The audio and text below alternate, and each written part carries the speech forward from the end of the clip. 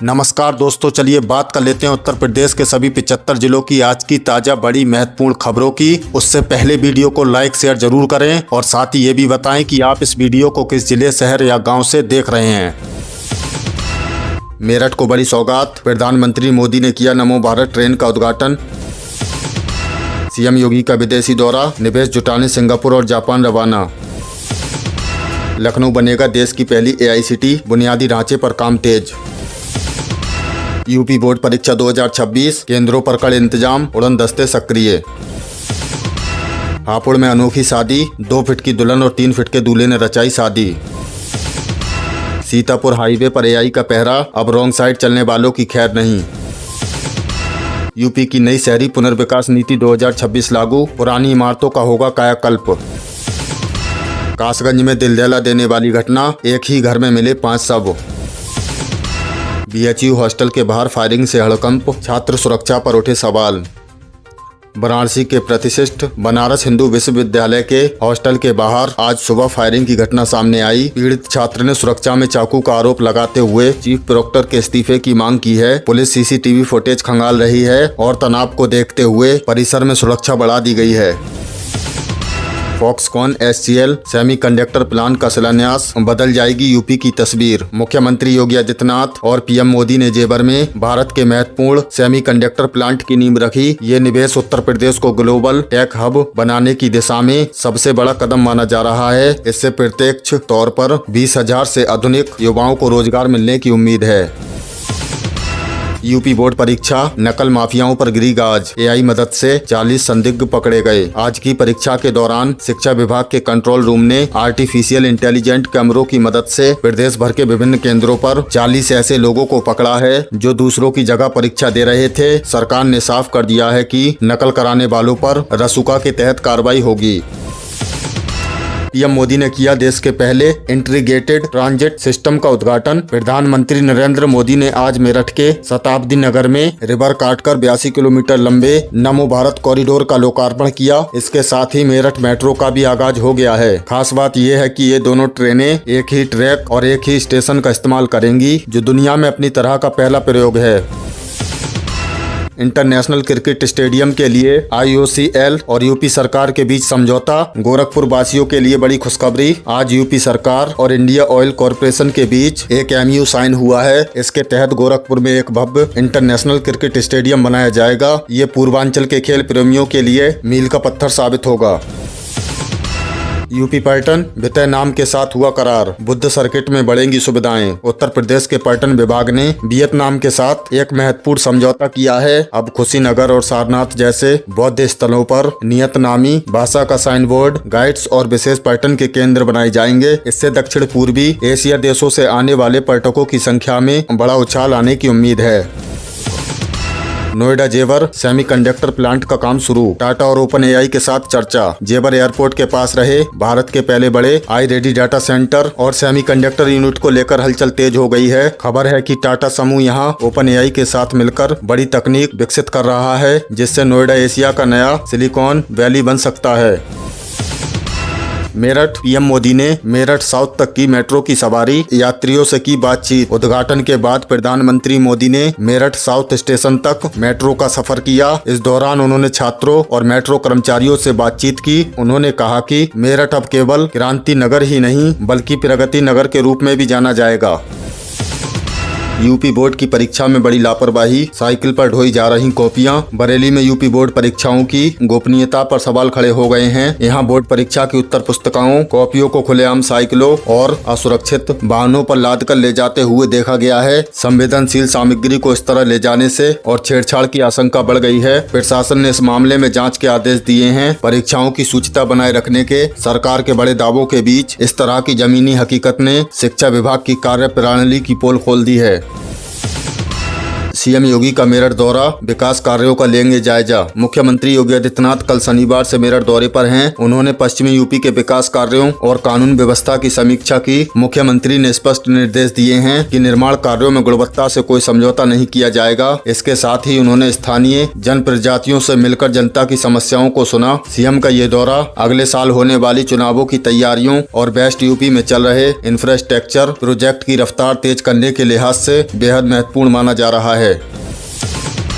पंचायत चुनाव की आहट, 15 अप्रैल को आएगी फाइनल वोटर लिस्ट। यूपी में गांव की सरकार चुनने की प्रक्रिया तेज हो गई है। आजमगढ़ समेत प्रदेश के सभी जिलों में पंचायत चुनाव के मतदाता सूची पुनरीक्षण का काम जारी है। निर्वाचन आयोग के मुताबिक 15 अप्रैल 2026 को अंतिम मतदाता सूची का प्रकाशन कर दिया जाएगा। इस बार डिजिटल माध्यम से नामों को जोड़ने और हटाने की प्रक्रिया चल रही है ताकि कोई फर्जीवाड़ा न हो सके। अगर आपने अभी तक अपना नाम लिस्ट में चेक नहीं किया है तो जल्द करें, क्योंकि इसी लिस्ट के आधार पर ग्राम पंचायत और बीडीसी सदस्यों का भाग तय होगा।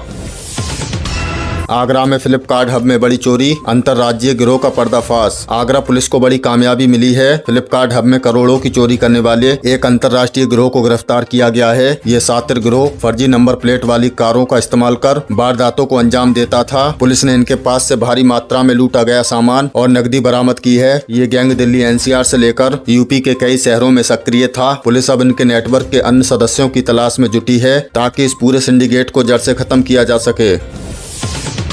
कासगंज में दिल दहला देने वाली घटना, एक ही घर में मिले 5 शव। कासगंज जिले से एक बेहद दुखद और सनसनीखेज खबर सामने आई है। यहाँ एक बंद मकान के अंदर परिवार के 5 सदस्यों के शव मिलने से इलाके में हड़कंप मच गया है। घर के अंदर पत्नी और बच्चों के शव जमीन पर पड़े थे, जबकि पति का शव फंदे से लटका मिला। प्राथमिक जाँच में इसे सामूहिक आत्महत्या या हत्या के बाद आत्महत्या का मामला माना जा रहा है। पुलिस और फॉरेंसिक टीमें मौके पर हैं और हर एंगल से जाँच की जा रही है। इस घटना ने पूरे जिले को झंझोर कर रख दिया है और आसपास के लोगों में दहशत है। किसानों को बड़ी राहत, सीएम योगी ने बांटी 460 करोड़ की मदद। लखनऊ में आयोजित कार्यक्रम में मुख्यमंत्री योगी आदित्यनाथ ने प्रदेश के किसानों और आपदा मित्रों को बड़ी सौगात दी है। सीएम ने प्राकृतिक आपदाओं से प्रभावित किसानों के लिए 460 करोड़ रुपए की सहायता राशि सीधे उनके खातों में ट्रांसफर की। उन्होंने कहा कि डबल इंजन की सरकार संकट की घड़ी में अन्नदाताओं के साथ खड़ी है। साथ ही आपदा प्रबंधन में महत्वपूर्ण भूमिका निभाने वाले आपदा मित्रों की सराहना करते हुए उन्हें किट और प्रमाण पत्र वितरित किए गए ताकि वे भविष्य में रेस्क्यू ऑपरेशन को और प्रभावी ढंग से कर सकें। बिजली बिल का झटका, स्मार्ट मीटर लगने से बड़ा बोझ। लखनऊ और पूर्वांचल डिस्कॉम के उपभोक्ताओं के लिए एक चिंताजनक खबर है। स्मार्ट मीटर लगवाने के बाद बिजली बिलों में भारी बढ़ोतरी दर्ज की गई है, जिससे आम जनता में नाराजगी है। उपभोक्ताओं का आरोप है कि नए मीटर बहुत तेजी से भाग रहे हैं और पुराने मीटरों के मुकाबले बिल काफी ज्यादा आ रहा है। पूर्वांचल विद्युत वितरण निगम के अंतर्गत आने वाले कई जिलों में लोग सड़कों पर उतर आए हैं। विभाग का कहना है कि ये तकनीकी सुधार का हिस्सा है, लेकिन लोगों का मानना है कि उनकी जेब पर अतिरिक्त डाका डाला जा रहा है। शिक्षा मित्रों का 9 साल का वनवास खत्म, मानदेय में बड़ी राहत। उत्तर प्रदेश के शिक्षा मित्रों के लिए कल शनिवार का दिन खुशियों भरा है। पिछले 9 साल से चल रहा उनका मानसिक और आर्थिक संघर्ष अब खत्म होने की ओर है। मानदेय जो कभी 35,000 40,000 रुपए से घटकर 10,000 रुपए पर सिमट गया था, उसे अब संशोधित किया जा रहा है। सरकार के इस फैसले से प्रदेश के लाखों शिक्षा मित्रों के परिवारों में एक नई उम्मीद जगी है। शिक्षा मित्रों ने इसके लिए लंबा आंदोलन किया था और अब बजट सत्र के बाद मानदेय की घोषणा को अंतिम रूप दिया जा रहा है। यूपी के 17 लाख कर्मचारियों के लिए एआई कोर्स अनिवार्य। मुख्यमंत्री योगी आदित्यनाथ ने प्रशासनिक ढांचे को आधुनिक बनाने के लिए एक ऐतिहासिक कदम उठाया है। अब उत्तर प्रदेश के लगभग 17 लाख सरकारी कर्मचारियों को आर्टिफिशियल इंटेलिजेंस का कोर्स कराना अनिवार्य होगा। मिशन कर्मयोगी भारत के तहत जारी इस आदेश का मकसद सरकारी कामकाज में तेजी लाना और तकनीकी का सही इस्तेमाल करना है। नियुक्ति विभाग ने साफ कर दिया है कि भविष्य की चुनौतियों को देखते हुए सभी विभागों के बाबुओं से लेकर अधिकारियों तक को एआई की ट्रेनिंग लेनी होगी, ताकि जनता की फाइलों का निपटारा स्मार्ट तरीके से हो सके। सेमीकंडक्टर का नया हब बनेगा यूपी, पीएम मोदी का बड़ा बयान। उत्तर प्रदेश अब देश के टेक फ्यूचर का केंद्र बनने जा रहा है। प्रधानमंत्री नरेंद्र मोदी ने कहा है कि यूपी सेमीकंडक्टर इकोसिस्टम का एक प्रमुख सेंटर बनकर उभर रहा है। जेवर में सेमीकंडक्टर यूनिट्स के लगने से न केवल राज्य में निवेश बढ़ेगा, बल्कि पूरी दुनिया अब भारत और विशेषकर यूपी को तकनीकी के भविष्य के रूप में देख रही है। पीएम ने जोर देकर कहा है कि चिप निर्माण के क्षेत्र में यूपी की ये प्रगति विकास विकसित भारत के संकल्प को नई मजबूती देगी, जिससे लाखों युवाओं को रोजगार के अवसर मिलेंगे। मेरठ में इतिहास रच गया, पीएम मोदी ने किया नमो भारत और मेरठ मेट्रो का आगाज। आज का दिन मेरठ और पश्चिमी यूपी के लिए स्वर्ण अक्षरों में लिखा जाएगा। प्रधानमंत्री नरेंद्र मोदी ने 22 फरवरी दोपहर 12:30 बजे मेरठ के शताब्दी नगर स्टेशन से देश की पहली रैपिड मेट्रो को हरी झंडी दिखाई। पीएम ने खुद मेट्रो की सवारी की और 12,930 करोड़ रुपए की परियोजनाओं का लोकार्पण किया। अब दिल्ली से मेरठ का 82 किलोमीटर का सफर मात्र 50 से 60 मिनट में पूरा होगा। खास बात यह है कि मेरठ मेट्रो भारत की सबसे तेज मेट्रो बन गई है, जो 120 किलोमीटर प्रति घंटे की रफ्तार से दौड़ेगी। यूपी में अर्ली हीट वेव की चेतावनी, फरवरी में ही रिकॉर्ड तोड़ गर्मी। मौसम विभाग ने उत्तर प्रदेश के लोगों को चौंकाने वाला अपडेट दिया है। पश्चिमी विक्षोभ का असर खत्म होते ही यूपी में पारा तेजी से चढ़ने लगा। लखनऊ, कानपुर और वाराणसी में तापमान सामान्य से 4 से 5 डिग्री ऊपर चला गया है। मौसम वैज्ञानिकों का कहना है कि अगले एक हफ्ते में यूपी के कुछ हिस्सों में पारा 35 से 37 डिग्री सेल्सियस तक पहुँच सकता है। हालांकि आज सुबह पूर्वी यूपी के कुछ हिस्सों में घना कोहरा देखा गया, लेकिन दिन चढ़ते ही धूप पसीने छुड़ाने लगी।